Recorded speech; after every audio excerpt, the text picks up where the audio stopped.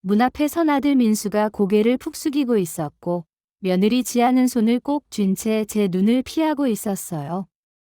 초인종이 울린 건 불과 몇 초였지만 제 심장은 한참 동안 두근거렸고 손잡이를 잡은 손에는 땀이 배어 있었어요. 토요일 아침이면 늘 장모님 댁으로 향하던 아들 부부가 몇 달 만에 처음으로 저희 집 문 앞에 나타났거든요. 찬바람이 문틈으로 들어오는 순간 그동안 제 속에 쌓여있던 서러움도 함께 밀려 들어오는 것만 같았습니다. 민수는 제 눈을 똑바로 보지 못했고 무슨 말을 어떻게 꺼낼지 정리하는 사람처럼 보였어요. 어머니 오랜만에 뵙습니다. 그 말 속에는 안부도 온기도 없이 그냥 형식만 남아 있었어요. 저는 그 순간 단단히 마음먹었습니다. 오늘은 끝까지 듣고 끝까지 말하고 끝까지 흔들리지 않겠다고요. 아들이라고 해서, 가족이라고 해서 제 마음을 마음대로 밟고 지나가는 건 더는 허락하지 않기로 했어요. 그래서 천천히, 정말 천천히 문을 열었고 제 마음도 그 속도만큼 조심스럽게 움직이고 있었어요. 저는 거실 한가운데 서서 온도를 낮춘 목소리로 물었습니다. 그래서 무슨 일이니? 라고요. 민수는 잠깐 눈을 깜빡였고 지아는 숨을 삼키는 소리를 냈는데 그 순간 저는 확신했어요. 시작은 이미 돈이구나. 그들이 서로를 힐끗 바라보는 눈빛이 너무 익숙했습니다. 둘이서 미리 맞춰온 대본이 있다는 눈빛이었거든요. 민수가 입을 떼자마자 나온 말은 전세였어요. 전세 기간이 끝났고 집주인이 전세금을 1억 올렸다는 말이었습니다. 그 말을 듣는 순간 제 심장이 철렁 내려앉았는데 슬퍼서가 아니라 예상이 맞았다는 씁쓸함 때문이었어요. 오랜만에 찾아온 이유가 제 얼굴이 그리워서가 아니라 계약서 날짜 때문이라면 그건 사랑이 아니라 계산이었거든요. 민수는 다음 주까지 계약해야 한다고 했고 결국 단도직입적으로 말했어요. 엄마 1억만 빌려주세요. 다른 데는 진짜 방법이 없어요. 저는 천천히 민수 얼굴을 바라보며 되물었어요. 그래, 그러면 왜 하필 나한테 오니? 너희가 매주 가는 그쪽은 어떻게 됐니? 지아가 움찔했고 민수는 눈을 내리깔았는데 그 반응이 제 질문의 정답을 대신해주고 있었습니다. 저는 차갑게 다시 물었습니다. 장모님께는 왜 말 안 했니? 라고요. 지아는 우리 엄마는 큰돈이 없다고 했고 민수는 엄마만 할 수 있다고 덧붙였어요. 그 엄마만이라는 말이 제 가슴을 찔렀습니다. 평소엔 엄마가 아닌데 이럴 때만 엄마가 되는 느낌이라서요. 저는 웃음이 나올 뻔했어요. 결국 저는 필요할 때만 쓰는 안전망이었구나 싶어서요. 그래서 민수에게 아주 단순한 질문 하나를 던졌습니다. 너 내 생일이 언제인지 아니? 라고요. 민수는 멈칫했고 눈동자가 흔들렸고 대답을 하지 못했어요. 그 짧은 침묵이 모든 걸 말해줬습니다. 저는 그 침묵이 너무 아팠어요. 제 생일을 모르는 아들은 제 마음을 알 리가 없다는 뜻이었으니까요. 생일날 미역국을 끓이며 혼자 상을 차렸던 아침. 민수가 밥도 다 안 먹고 나가던 장면이 생생하게 떠올랐어요. 그래서 더 깊게 찔렀습니다. 너는 내 생일도 모르면서 나한테 1억을 달라고 하니 그게 말이 되니? 라고요. 민수는 급하다고 했고 그 급함이 제 마음보다 돈이 급하다는 말처럼 들렸어요. 저는 그 침묵이 너무 아팠어요. 제 생일을 모르는 아들은 제 마음을 알 리가 없다는 뜻이었으니까요. 그리고 그때 떠올랐습니다. 생일날 미역국을 끓이며 혼자 상을 차렸던 아침이요. 민수가 밥도 다 안 먹고 나가던 장면, 그리고 제가 혼자 미역국을 먹으며 눈물을 흘렸던 그 순간이 생생하게 떠올랐어요. 민수는 당황한 듯 변명하려 했지만 저는 변명을 듣기 싫었어요. 변명은 늘 뒤늦게 찾아오는 포장일 뿐이니까요. 그래서 더 깊게 찔렀습니다. 너는 내 생일도 모르면서 나한테 1억을 달라고 하니 그게 말이 되니? 라고요. 민수는 급하다고 했고 그 급함이 제 마음보다 돈이 급하다는 말처럼 들렸어요. 저는 지아에게 물었습니다. 내가 걱정돼서 전화했을 때 너는 왜 그렇게 차갑게 말했니? 왜 비웃었니? 라고요. 그때 저는 다시 들었어요. 어머니, 제가 제 엄마 보러 가는 게 뭐가 문제예요? 그 차가운 목소리를요. 저는 지아의 사과가 필요해서가 아니라 그때 제가 어떤 취급을 받았는지 너희가 정확히 알아야 한다고 생각했어요. 민수는 지아가 미안하다고 하잖냐며 저를 달래려 했지만 저는 달래짐이 아니라 인정이 필요했습니다. 그래서 말했습니다. 미안하다는 말 한 번으로 끝날 일이 아니야.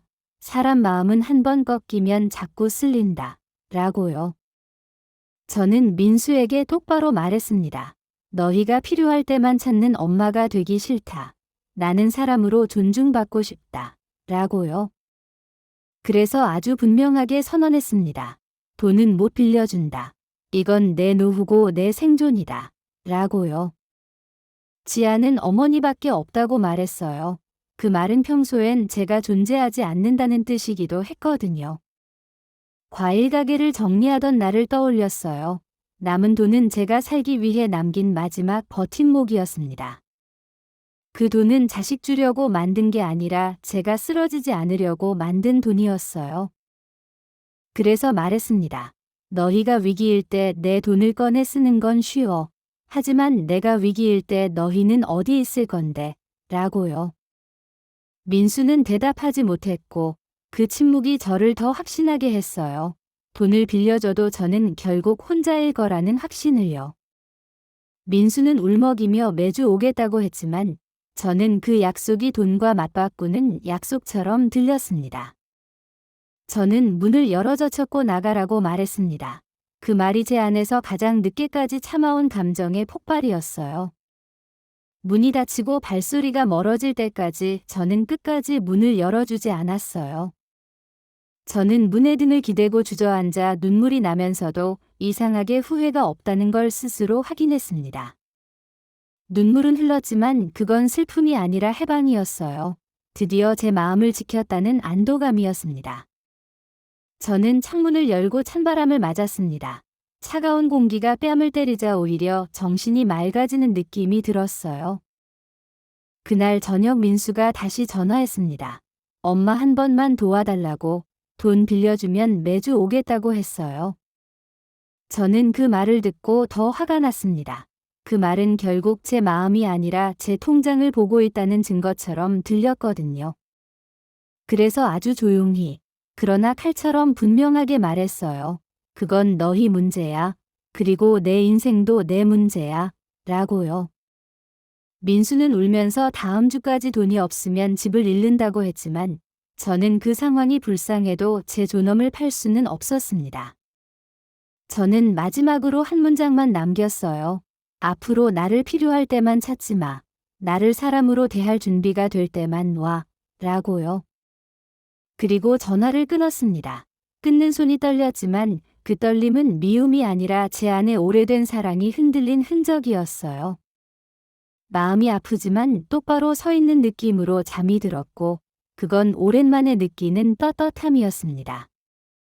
제 인생에서 가장 힘들었지만 동시에 가장 당당했던 그 하루가 이제 제 삶의 새로운 시작이 될 거라는 걸 알았어요.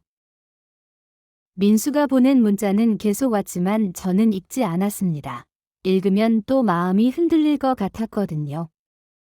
며칠이 지나자 이번엔 지아가 전화를 했어요. 어머니 제발 한 번만 도와주세요. 저희 정말 갈 곳이 없어요. 라고요. 저는 지아에게 물었습니다. 장모님께 부탁하면 안 되는 이유가 뭐니? 정말 돈이 없는 거니 아니면 창피해서 못하는 거니? 라고요. 지아는 한참을 침묵하다가 결국 대답했어요. 우리 엄마한테는 차마 말을 못하겠어요. 체면이 있잖아요. 라고요. 그 말을 듣는 순간 제 마음속에서 뭔가가 확 깨지는 소리가 났습니다. 체면은 장모님 앞에서만 지키고 저한텐 없어도 되는 거냐고요. 저는 차갑게 말했습니다. 그럼 나한텐 체면이 없어도 되는 거니? 나한텐 창피해도 되는 거니? 라고요. 저는 전화를 끊으며 마지막으로 말했습니다. 나도 존중받을 자격이 있어. 앞으론 나를 함부로 대하지 마. 라고요. 하지만 시간이 지날수록 확신이 들었습니다. 이번에 제가 흔들리면 평생 이런 일이 반복될 거라는 확신이요. 한 달이 지나고 두 달이 지나도 민수에게서는 아무 연락이 없었습니다. 처음엔 마음이 무거웠지만 점점 익숙해졌어요. 저는 제 시간을 제 마음대로 쓰기 시작했어요. 평소 하고 싶었던 서예 학원도 등록하고 복지관 프로그램도 나가기 시작했습니다. 그러면서 알게 됐어요. 제가 그동안 얼마나 아들 눈치를 보며 살았는지, 제 시간을 얼마나 포기하고 살았는지를요. 저는 제가 먹고 싶은 것만 사고 제가 하고 싶은 것만 하면서 살았고, 그게 이렇게 평화로울 줄 몰랐습니다. 어느 날 복지관에서 만난 박 선생님이 물어보셨어요. 요즘 표정이 밝아졌는데 무슨 좋은 일 있냐고요. 저는 웃으며 대답했습니다. 제 인생을 되찾았어요. 라고 농담처럼 말했지만 그건 사실이었어요. 박 선생님은 나이 들수록 자기 인생이 제일 중요한 거라고, 자식 위해 희생만 하면 결국 본인만 불행해진다고 말씀하셨어요. 저는 그날 집에 돌아와 거울을 보며 스스로에게 말했습니다. 잘했어 숙자야. 내 선택은 옳았어. 라고요. 석 달이 지난 어느 날 민수에게서 갑자기 전화가 왔습니다. 번호를 보는 순간 제 심장이 다시 두근거렸어요. 전화를 받을까 말까 고민하다가 결국 받았는데 민수의 목소리는 이전과 달리 조금 낮고 조심스러웠습니다. 민수는 한참을 머뭇거리다가 말했습니다. 엄마 그동안 제가 정말 잘못했어요. 이제야 알았어요. 제가 엄마를 얼마나 힘들게 했는지요. 저는 그 말을 들으며 눈물이 났지만 그래도 쉽게 용서할 수는 없었습니다. 말만으론 부족했거든요. 그래서 물었어요. 그래서 지금 뭘 원하는 건데 다시 돈이 필요해서 연락한 거니? 라고요. 민수는 아니라고 했습니다. 돈 때문이 아니라 진짜 사과하고 싶어서 전화했다고, 엄마 생신이 다음 주라는 걸 이제야 알았다고요. 저는 천천히 말했습니다. 민수야 엄마는 내가 돈 갖고 오는 것보다 내가 진심으로 날 존중해 주는 게 더 중요해. 라고요. 저는 결정했습니다. 한 번만 더 기회를 주되 이번에도 실망시키면 그땐 정말 끝내기로요. 생일날 아침, 초인종이 울렸고 문을 여니 민수와 지아가 서 있었습니다. 손에는 케이크와 꽃다발을 들고 있었어요. 민수는 제 눈을 똑바로 보며 말했습니다. 엄마 생신 축하드려요. 그리고 정말 죄송해요. 라고요. 저는 그들을 집 안으로 들였고 함께 미역국을 끓여 먹었습니다. 오랜만에 함께하는 식사였어요. 민수가 말했습니다. 엄마 앞으론 한 달에 2번은 꼭 올게요. 그리고 명절엔 꼭 엄마 댁부터 올게요. 라고요. 그 후로 민수는 약속을 지켰습니다. 한 달에 2번씩 꼭 찾아왔고 제 생일도 기억했어요. 저는 깨달았어요. 제가 그날 단호하게 거절했던 게 오히려 우리 관계를 바로잡는 계기가 됐다는 거려. 만약 그때 제가 돈을 빌려줬다면 민수는 평생 저를 그저 ATM처럼 생각하며 살았을 거예요. 사랑은 희생이 아니라 존중이고 관계는 일방적인 게 아니라 상호적인 거라는 걸 잊지 마세요. 저는 오늘도 제 인생을 당당하게 살아가고 있습니다. 그리고 그게 가장 잘한 선택이었다고 확신해요. 그날 제가 문을 닫았던 건 민수를 버린 게 아니라 저를 지키기 위한 선택이었습니다. 그 선택이 있었기에 민수도 비로소 저를 한 사람으로 존중하는 법을 배울 수 있었어요. 이제 민수가 찾아올 때마다 저는 진짜 기쁩니다. 돈 때문이 아니라 진심으로 저를 찾아오니까요. 여러분이 만약 지금 비슷한 상황에 계시다면 용기를 내서 여러분의 마음을 먼저 지키시길 바랍니다. 존중받지 못하는 관계는 진짜 사랑이 아니니까요. 저는 혼자 밥을 먹는 날도 있지만 그 식탁 앞에서 저는 당당합니다. 제 존엄을 지켰으니까요. 여러분의 인생에서도 여러분이 가장 중요한 사람이라는 걸 절대 잊지 마세요. 저처럼 당당하게 여러분의 삶을 살아가시길 진심으로 응원합니다. 다음 영상도 놓치지 마세요.